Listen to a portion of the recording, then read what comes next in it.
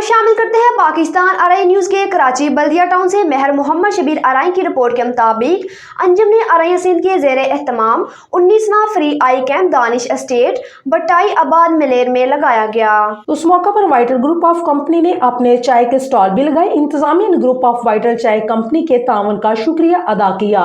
जिन्होंने तमाम मरीजों और इंतजामिया के साथ भरपूर तावन किया। इस सर्द मौसम में मरीजों ने चाय का खूब लुत्फ उठाया। हस्बे मामूल हाशमानी मेडिकल वेलफेयर फाउंडेशन के डॉक्टर्स और स्टाफ ने 270 मरीजों का चेकअप किया और 41 मरीजों का ऑपरेशन तजवीज़ किया। अंजुमन अराइयां सिंध पाकिस्तान के सदर चौधरी इफ्तिखार अहमद, सेक्रेटरी जनरल नसीर अहमद अराई, अराई दस्तरख्वान के चेयरमैन अब्दुल खालक अराई, वाइस चेयरमैन लियाकत अली अराई, सोशल सेक्रेटरी रिजवान शाहद अराई, फाइनेंस सेक्रेटरी हाजी असलम अराई ने कैंप का विजिट किया और इंतजामात को तसल्ली बख्श करार दिया। जबकि मुकामी पाकिस्तान मुस्लिम लीग नून ने कैंप के इनाकाद में अहम किरदार अदा किया, जबकि मुकामी सियासी व समाजी शख्सियात ने कैंप के इंतजामात में हाथ बटाया, जिनमें मोहम्मद फरोज खान, सदर district Malir Pakistan Muslim League Noon, Mohammad Naseem Chaudhry, सदर Pakistan Muslim League Noon PS 84 Malir, captain Jamil Ahmed Khan, उम्मीदवार बराए NA 231 Malik Faiz Niazi, general secretary PS 84 Khurram Abbas भट्टी,